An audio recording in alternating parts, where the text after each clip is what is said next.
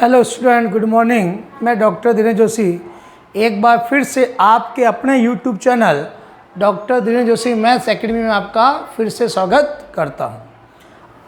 आज का जो टॉपिक ले रहे हैं हम लोग बेटा, एक्सरसाइज है आपके 14.4 एक्सरसाइज। दो रेखाओं का प्रतिच्छेदन इंटरसेक्शन ऑफ टू लाइंस, यानी जब दो लाइन एक दूसरे को इंटरसेप्ट करती है तो उसकी क्या कंडीशन होती है। बाद में दोनों के इंटरसेक्शन पॉइंट, जैसे दो लाइन्स है, ये एक लाइन ये है, दूसरी लाइन ये है, एक दूसरे को इस पॉइंट P पे क्या करती है, वो इस पॉइंट P पे वो एक दूसरे को इंटरसेप्ट करती है। तो ये कह रहा है कि तो उस समय कंडीशन बताओ जब एक दूसरे को ये इंटरसेप्ट करती है, और उसके बाद में ये कह रहा है ये इंटरसेक्शन पॉइंट भी फाइंड आउट करो। उसके बाद क्या कह रहा है, इसका इंटरसेक्शन पॉइंट भी फाइंड आउट करो। यानी आपका क्वेश्चन कैसे आएगा, क्वेश्चन आएगा दो रेखाएं आपको दे रखी होगी और कहेगा सिद्ध करो कि दोनों रेखाएं एक दूसरे को इंटरसेप्ट करती है। एक तो ऐसा क्वेश्चन बनेगा सिंपल। एक क्वेश्चन कैसे बनेगा, यदि दोनों रेखाएं एक दूसरे को इंटरसेप्ट करती है तो इंटरसेक्शन पॉइंट निकालो। दो क्वेश्चन कैसे बन सकते हैं, एक तो कहेगा प्रूव करो कि दोनों एक दूसरे को इंटरसेप्ट करती है, सिंपल क्वेश्चन बन गया। सेकंड क्वेश्चन क्या बन सकता है, ये इंटरसेक्शन पॉइंट फाइंड आउट करो। ये दो क्वेश्चन इसके बनते हैं। तो इधर ध्यान देना, हम लोग ले रहे हैं दो रेखाओं का प्रतिच्छेदन। पहला पॉइंट लिया मैंने, when both lines are in vector form, जब दोनों रेखाएं सदिश रूप में हो। जब दोनों रेखाएं किस फॉर्म में हो, वेक्टर फॉर्म में हो। तो माना सदिश रूप में दो रेखाएं हमने मान ली। पहली हो गई A1 A2J plus A3K plus lambda B1 B2J, और ये, और दूसरी लाइन में क्या A डैश हो गया यहाँ पे, इसको A2 डैश, इसको A3 डैश, उसको B1 डैश B2 डैश और B3 डैश कह दिया ताकि दोनों डिफरेंट दिखे। इसके लिए आपको कौन सा मेथड अप्लाई करना पड़ेगा उसके ऊपर डिस्कस करना है। आप एक कंडीशन ध्यान रखना, जब भी कोई दो लाइन्स एक दूसरे को इंटरसेप्ट करती है तो उनका एक कॉमन पॉइंट जरूर होता है। जब भी दो लाइन एक दूसरे को इंटरसेप्ट करेगी तो उनका एक कॉमन पॉइंट जरूर होगा। तो देखो, जब क्यों आप खुद देखो, ये लाइन और ये लाइन एक दूसरे को इंटरसेप्ट कर रहे हैं तो ये इनका कॉमन पॉइंट है ना, P। जो लाइन इस पे भी है और लाइन इस पे भी है, P पॉइंट दोनों लाइन को क्या करता है, सेटिस्फाई करता है। यानी एक उनका कॉमन पॉइंट जरूर होगा जब दो लाइन एक दूसरे को इंटरसेप्ट करेगी, और वो कॉमन पॉइंट क्या कहलाता है, पॉइंट ऑफ इंटरसेक्शन, यानी प्रतिच्छेद बिंदु कहलाता है। तो आपके लिए इसको क्या वर्किंग रूल आपको अप्लाई करना पड़ेगा उस पर देखना है। आप इन दोनों को इक्वल कर दोगे, क्या करोगे, इन दोनों आर को इक्वल कर दोगे, और आप यहाँ से I1 I cap J cap K cap के कोफिशिएंट का कंपेयर करके आप लैम्डा और म्यू में तीन इक्वेशन बनेगी। किन्हीं भी दो इक्वेशन को आप सॉल्व करोगे और लैम्डा और म्यू की वैल्यू निकालोगे, वो तीसरी लाइन को सेटिस्फाई करती है, तीसरी कंडीशन, तो हम कह सकते हैं कि ये इनका इंटरसेक्शन करती है। तो इसका ध्यान देना, मैं इसका वर्किंग रूल आपको लिखा रहा हूँ, वो आपको नोट करना है। इसका वर्किंग रूल अभी मैं लिखा रहा हूँ बोर्ड पे, आप उसको नोट करना है। यहाँ तक आप लोग उसको नोट कर लीजिए पहले। हाँ बेटा, ध्यान देना, हमने इसके लिए क्या वर्किंग रूल अप्लाई करेंगे, आप लोग नोट करना है इसको। सबसे पहले आपको ये दो इक्वेशन वेक्टर फॉर्म में दे रखी होगी, ठीक है। जैसे मैंने दो इक्वेशन मान ली, जब दोनों ये इंटरसेक्शन करती है तो क्या होता है, हम जानते हैं जब भी कोई दो रेखाएं एक दूसरे को इंटरसेप्ट करती है तो उनका एक उभयनिष्ठ बिंदु, मतलब एक कॉमन पॉइंट जरूर होता है। तो आपको फ्रॉम इक्वेशन फर्स्ट और सेकंड आप दोनों को इक्वल कर दोगे। ये दोनों, इनके दोनों, इस R और इस R को आपस में इक्वल कर दोगे, ये वैल्यू इसके इक्वल कर दी, ठीक है। अब आप क्या करोगे, इसमें से I कैप में से I कैप कॉमन ले लिया, J कैप में से J कैप कॉमन ले लिया, K कैप में से K कैप कॉमन ले लिया। सेम प्रोसेस इधर भी करेंगे हम लोग। इधर भी हमने I कैप में से I कैप कॉमन लिया, ये इन दोनों में से ये इसमें I कैप आ रहा है, इसको इससे करेंगे, मल्टीप्लाई करेंगे, mu B1 dash I cap, ये I कैप कॉमन आ गया। इन दोनों में से हमने J कैप कॉमन ले लिया, इन दोनों में से हमने K कैप कॉमन ले लिया, और हम लोग यहाँ तक पहुँच गए। उसके बाद देखो आप लोग इधर, अब दोनों ये इक्वेशन मिल गई आपको। अब आप इस इक्वेशन के अंदर दोनों पक्षों का, दोनों साइड के I कैप और J कैप और K कैप के कोफिशिएंट की तुलना करोगे, कंपेयर करोगे। We comparing coefficient of I cap J cap and K cap both this side. तो इधर आपके I कैप का कोफिशिएंट कितना है, A1 प्लस लैम्डा B1, ये रहा। उधर कितना है, ये इसके इक्वल हो गया। इधर I का कोफिशिएंट, उधर I के कोफिशिएंट इक्वल हो गया। सेम ऐसे का J कैप, इधर का J कैप का कोफिशिएंट, ये आपस में इक्वल हो गए। इधर के का कोएफिशिएंट कितना है, A3 प्लस लेमडा B3, यहाँ से ये दोनों इक्वल हो गए।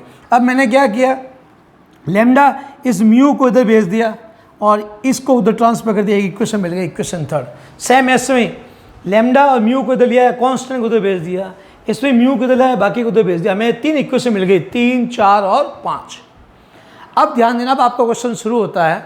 अब आपको कैसे प्रूव होगा कि ये तीनों इक्वेशन, ये दोनों इक्वेशन एक दूसरे को इंटरसेप्ट करती है। तो आप क्या करोगे, ये आपके सामने 3 इक्वेशन पड़ी है, 3, 4 और 5। इन 3 में से आप कोई भी 2 इक्वेशन को सॉल्व करोगे। आपके पास ये 3 इक्वेशन है, 3, 4 और 5। इन तीनों में से आप किसी भी 2 इक्वेशन को सॉल्व करोगे और लेमडा और म्यू की वैल्यू निकालोगे। क्या करोगे, इन 3 में से कोई भी 2 इक्वेशन ले लेना और लेमडा की वैल्यू निकालोगे और म्यू की वैल्यू निकालोगे। लेमडा और म्यू की वैल्यू जो तीसरी इक्वेशन है उस पर पुट करोगे और पुट करने के बाद अगर वो उस इक्वेशन को सेटिस्फाई करती है तो हम कह सकते हैं कि ये दोनों इक्वेशन एक दूसरे को इंटरसेप्ट करती है, नहीं तो नहीं करती है। जैसे आपने थर्ड और फोर्थ को सॉल्व किया, आपने थर्ड और फोर्थ को सॉल्व किया और लेमडा और म्यू की वैल्यू निकाली।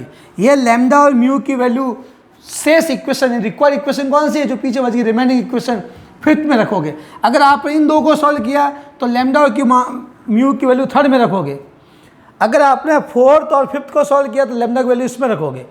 तो कोई भी 2 इक्वेशन सॉल्व करोगे और जो लेमडा म्यू की वैल्यू आएगी वो अपन अगली इक्वेशन में पुट करेंगे। अगर वो इक्वेशन सेटिस्फाई करती है तो हम कह सकते हैं कि ये दोनों इक्वेशन एक दूसरे को इंटरसेप्ट करती है, अन्यथा नहीं करती हैं। उसके बाद ये तो पता चल गया कि दोनों लाइन एक दूसरे को इंटरसेप्ट करती है, यहाँ तो क्वेश्चन सॉल्व हो गया। अब आपसे आगे ये भी क्वेश्चन करेगा कि प्रूव करो कि दोनों इंटरसेप्ट करती, तो यहाँ तक हो गया। उसके आगे आपसे कहेगा कि इंटरसेक्शन पॉइंट भी निकालो।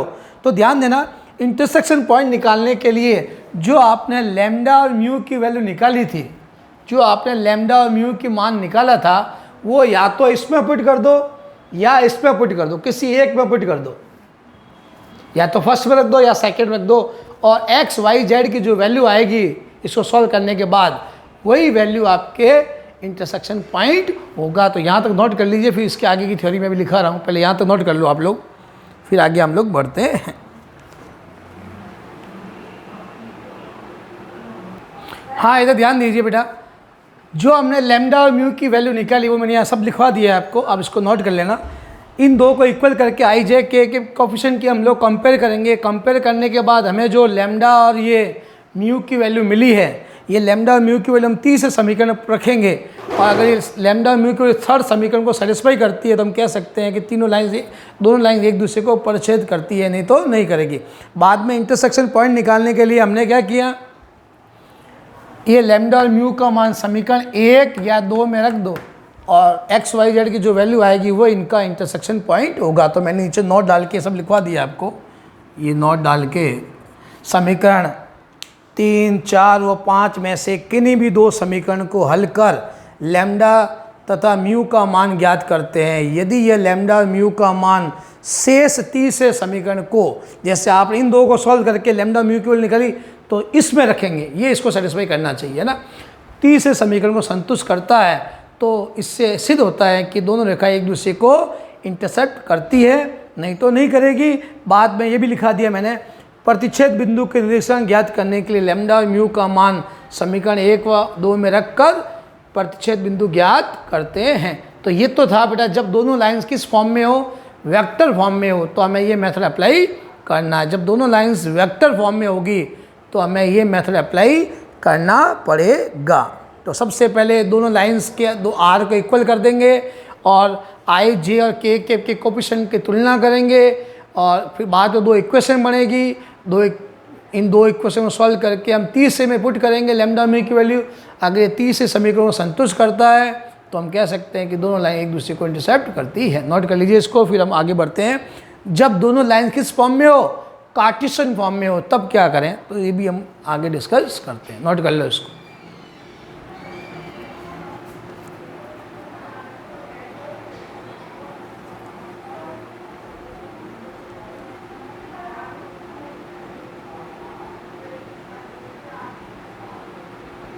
हाँ, इसको रब कर रहा हूँ मैडम। हाँ बेटा, इधर ध्यान देना, एक छोटा सा टॉपिक मैं और ले रहा हूँ, एक्स्ट्रा टॉपिक, अपन ध्यान देना, इसी से आगे आपको समझ में आएगा। जब लाइन कार्टेशियन फॉर्म में हो तो उनका इंटरसेक्शन पॉइंट कैसे निकालते हैं, तो उससे पहले एक छोटा सा ही टॉपिक आपको समझना पड़ेगा, ठीक है ना। तो ध्यान देना, रेखा पर स्थित किसी बिंदु से r दूरी पर स्थित किसी बिंदु के निर्देशांक ज्ञात करना। कोई लाइन है, उससे उस पर कोई एक पॉइंट है, उससे r डिस्टेंस पर एक और पॉइंट होगा, उस पॉइंट की कोऑर्डिनेट निकालना। लाइंस पे ये लाइन है, जैसे ये आपकी लाइन है, रेखा है, इस पर कोई पॉइंट है, ये x1 y1 z1, इससे r डिस्टेंस पर, ये इससे r डिस्टेंस पर और भी पॉइंट होगा।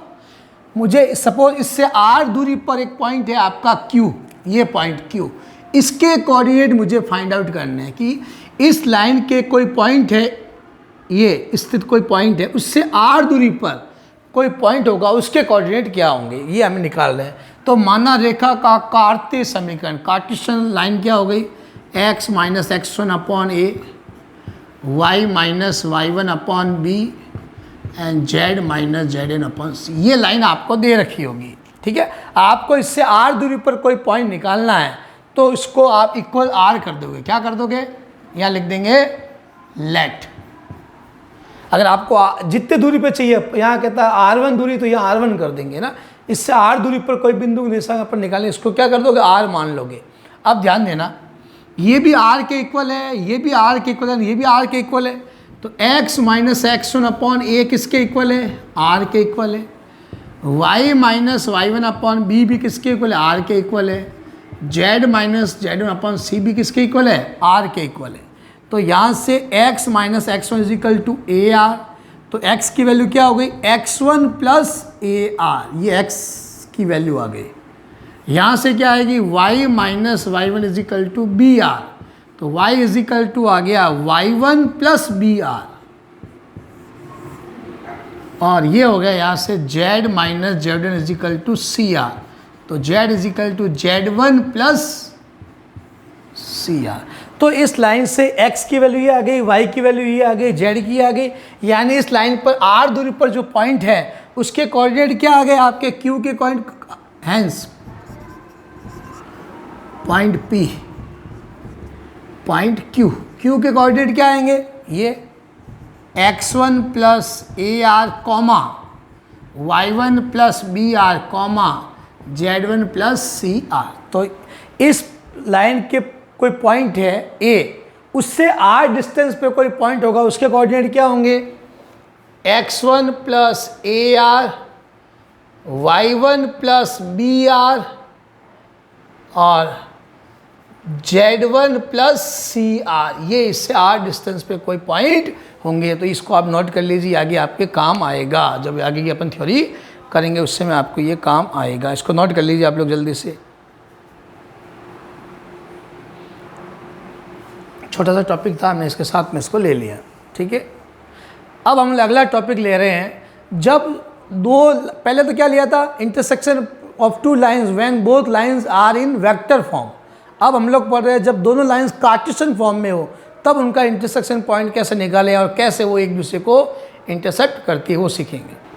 हाँ बेटा, ये ध्यान देना, जब दोनों लाइंस वही दो रेखाओं का प्रतिशत निकाल रहे हैं, इंटरसेक्शन ऑफ टू लाइंस निकाल रहे हैं, when both line are in Cartesian form, माना कार्तीय रूप में दो रेखाएं ये हैं, ठीक है। अब ध्यान देना, ये जो इंटरसेक्शन पॉइंट है, जब दोनों लाइन एक दूसरे को इंटरसेक्ट करेगी, ऐसे एक दूसरे को काटेगी, ये पॉइंट P होगा इंटरसेक्शन। सपोज ये जो है, ये पॉइंट P, इस लाइन पर कोई पॉइंट है ये A, उससे सपोज R1 दूरी पर है, कितने दूरी पर है, और इस लाइन पे कोई पॉइंट B है ये, उससे ये R2 डिस्टेंस पर है, उससे क्या है, ये R2 डिस्टेंस पर है ना। यानी ये पॉइंट P है, इससे तो R1 डिस्टेंस पर, इस पे R2 डिस्टेंस पे है ये पॉइंट P। तो हम P को निकालना चाहते हैं तो क्या करेंगे, इससे R1 डिस्टेंस पे पॉइंट ले लें और इससे R2 डिस्टेंस पे पॉइंट ले लेते हैं। तो देखो, माना रेखा 1 व रेखा 2 से क्रमशः R1 तथा R2 दूरी पर स्थित किसी बिंदु R तथा S के निर्देशांक ज्ञात करने क्या करेंगे, वही मैंने बताया था। ये जो R पॉइंट है, सपोज इससे R1 डिस्टेंस पर है और S जो इससे R2 डिस्टेंस पे है, तो ये इससे R1 पे है तो इसको R1 के इक्वल कर दिया इक्वेशन फर्स्ट को, और इक्वेशन सेकंड को मैंने R2 के इक्वल कर दिया। क्लियर। अब मैंने वही इसको इसके इक्वल किया और x की वैल्यू निकाली, इसको इक्वल किया, इसको इक्वल किया, तो मेरा ये पॉइंट r आ गया। क्या आया देखो, AR1 इसको उधर भेजा प्लस x1, BR2 कैसे निकाले थे रफ में समझ सकते हो आप लोग। जैसे मैंने ये है x minus x1 upon A1 को भी मैंने R1 के इक्वल किया, y minus y1 upon B1 को भी मैंने R1 के इक्वल किया, और z minus z upon C1 को भी मैंने R1 के इक्वल किया। तो यहाँ से क्या आएगा देखो, x minus x1 A1 R1, तो x की वैल्यू क्या आएगी, A1 R1 प्लस x1, ये x की वैल्यू आ गई है। इससे y की वैल्यू कैसे आएगी, इसको उधर भेजा, तो y minus y1 B1 R1, तो y की वैल्यू क्या आ गई, B1 R1 प्लस y1, और यहाँ से करेंगे तो z minus z1 C1 R1, तो z क्या आ गई, C1 R1 प्लस z1। ऐसे करके मैंने ये पॉइंट r निकाल दिया। इससे s पॉइंट निकल गया, वही इसको इस R2 निकल किया, तो A2 R2 प्लस x2, और ये पॉइंट s आ गया। ये हमने पॉइंट r निकाल दिया और ये पॉइंट s हमने फाइंड आउट कर लिया। यहाँ तक आप लोग नोट कर लीजिए जल्दी से। और इसके बाद हम लोग जानते हैं कोई भी दो लाइंस अगर एक दूसरे को इंटरसेप्ट करती है तो उनका एक कॉमन पॉइंट जरूर होता है, यानी r और s को अपन इक्वल करके R1 R2 में 3 इक्वेशन बनेगी। इन 3 में से कोई भी 2 इक्वेशन सॉल्व करके R1 R2 की वैल्यू निकालेंगे, वो R1 R2 की वैल्यू से थर्ड इक्वेशन को अगर सेटिस्फाई करती है तो हम कह सकते हैं दोनों लाइन एक दूसरे को इंटरसेप्ट करती है, नहीं तो नहीं करती है। यहाँ तक नोट करिए, पहले हम आगे और लिखते हैं इसके आगे। हाँ बेटा इधर ध्यान देना। अब ये R और S हम पहले निकाल चुके हैं। अब क्या लिखा मैंने, हम जानते हैं कि यदि कोई भी दो रेखाएं किसी समतल में एक दूसरे को प्रतिच्छेद करती हैं तो उनका एक कॉमन पॉइंट जरूर होता है। कोई लाइन अगर एक दूसरे को इंटरसेप्ट करती है किसी प्लेन में तो उनका एक इंटरसेक्शन, एक कॉमन पॉइंट जरूर होता है। यानी उस समय जब एक दूसरे को ऐसे काटेगी तो ये पॉइंट दोनों का सेम होगा। तो ये जो पॉइंट S आया हुआ है, ये पॉइंट ये इससे तो R1 दूरी पर है और इससे ये R2 दूरी पर है, लेकिन दोनों का ये पॉइंट तो सेम है। तो मैंने R और S को दोनों को सेम मान लिया, इक्वल कर लिया। R और R की जगह R के रखा, ये R। अब मैंने क्या किया है, ये आपस में इक्वल होगा। ये वाला कोऑर्डिनेट x कोऑर्डिनेट उसके x कोऑर्डिनेट इक्वल होगा, y कोऑर्डिनेट इसके y कोऑर्डिनेट इक्वल होगा, z कोऑर्डिनेट z कोऑर्डिनेट के इक्वल होगा। अब मैंने क्या किया है, A1 R1 में से इधर इसको इधर लिखा आएगा, A2 R2 को उधर भेज दिया, x1 को उधर भेज दिया, तो इक्वेशन 5 आ गई। ऐसे कैसे, इसमें भी मैंने B2 R2 को उधर भेजा और y1 को उधर भेजा, इक्वेशन 6 मिल गई। इसमें C2 R2 को उधर भेजा और z को उधर भेजा, Z2 माइनस Z1 आ गई। मेरे पास इक्वेशन आ गई 5th 6th और 7th। इन 3 इक्वेशन में से किन्हीं भी 2 इक्वेशन को सॉल्व करूंगा और मैं R1 और R2 का मान फाइंड आउट करूंगा। 5, 6 और 7 में से कोई भी 2 इक्वेशन पकड़ना और उसको सॉल्व करेंगे, और सॉल्व करने के बाद R1 और R2 का जो मान आएगा वो शेष 30 इक्वेशन में पुट करेंगे। अगर वो उस इक्वेशन को सेटिस्फाई करता है तो हम कह सकते हैं कि दोनों लाइन एक दूसरे को इंटरसेप्ट करती है, और अगर सेटिस्फाई नहीं करता है तो दोनों लाइन एक दूसरे को इंटरसेप्ट नहीं करेगी। ये तो सिद्ध हो गया इंटरसेप्ट करती है या नहीं करती। बाद में आपसे पूछेगा कि इसका इंटरसेक्शन पॉइंट भी निकालो, तो क्या करना है, आपको इंटरसेक्शन पॉइंट निकालने के लिए R1 या R2 का मान किसी, अगर R1 का रखते हो तो R में रख देना, और R2 का मान रखते हो तो S में रख देना। ये R और S जो पॉइंट है यही आपके इंटरसेक्शन पॉइंट होंगे। इसमें रखोगे तो R पॉइंट मिलेगा, इसमें रखोगे तो S आएगा, दोनों एक ही आएंगे। ऐसे नहीं है अगर आपने इस पर रखा तो अलग आ गया, इस पर नहीं, दोनों सेम पॉइंट। जैसे अगर ये 4, 3, 2 मिला तो ये भी क्या मिलेगा, 4, 3, 2 ही मिलेगा, सेम मिलेगा, क्योंकि इंटरसेक्शन पॉइंट हमेशा सेम होते हैं। तो यहाँ तक नोट कर लीजिए, फिर हम इसके आगे इसके और मैं नोट डाल के कुछ थ्योरी लिखाना चाहता हूँ। पहले या तो नोट कर लेना आप लोग। तो आगे की थ्योरी मैंने और आपके यहाँ पे लिखवा दी, नोट डाल के मैंने आगे की थ्योरी लिखाई। ध्यान देना इधर। अब हम समीकरण 3, 4 व 5 में से जो आपने इक्वेशन निकाली, सॉरी 3, 4, 5 नहीं है, क्या आएगा यहाँ पे, 5, 6 व 7 में से, समीकरण 5, 6 व 7 में से किन्हीं भी 2 समीकरण को हल कर R1 और R2 का मान ज्ञात करेंगे। यदि यह R1 R2 का मान शेष तीसरे समीकरण को संतुष्ट करता है तो इससे सिद्ध होता है कि दोनों रेखाएं एक दूसरे को प्रतिच्छेद करती हैं। यह तो सिद्ध हो गया, प्रतिच्छेद करती है। बाद में अगर इंटरसेक्शन पॉइंट निकालना है, प्रतिच्छेद बिंदु निकालना है, उसके लिए क्या करना है वो भी मैंने लिखा है आपको आगे। अब हम R1 और R2 का मान बिंदु R या S, या तो इस R में रख देना या S में रखकर प्रतिच्छेद बिंदु के निर्देशांक ज्ञात करते हैं। तो आज का जो टॉपिक था हमने दो रेखाओं का प्रतिच्छेद बिंदु ज्ञात करना, उसके लिए दोनों लाइन जब वेक्टर फॉर्म में होती है तब भी हमने कर लिया, जब दोनों लाइन कार्टेशियन फॉर्म में होती है तब भी हमने दोनों लाइंस के इंटरसेक्शन पॉइंट निकालने सीख लिए, और दोनों लाइन एक दूसरे को कब इंटरसेप्ट करती है ये भी हमने सीखा। तो ये आप लोग नोट कर लेना आराम से। आगे हम इसके अब क्वेश्चंस बाकी रहेंगे, इसके क्वेश्चन शुरू करेंगे। थ्योरी इसकी कंप्लीट हो चुकी है, आपकी जो एक्सरसाइज चल रही है 14.4 की ये थ्योरी थी, आपके 14.4 एक्सरसाइज है उसकी, आपके ये थ्योरी थी। इसको कंप्लीट पहले इसको समझना ढंग से, उसके बाद आपको आगे समझ में आएगा। ओके बेटा।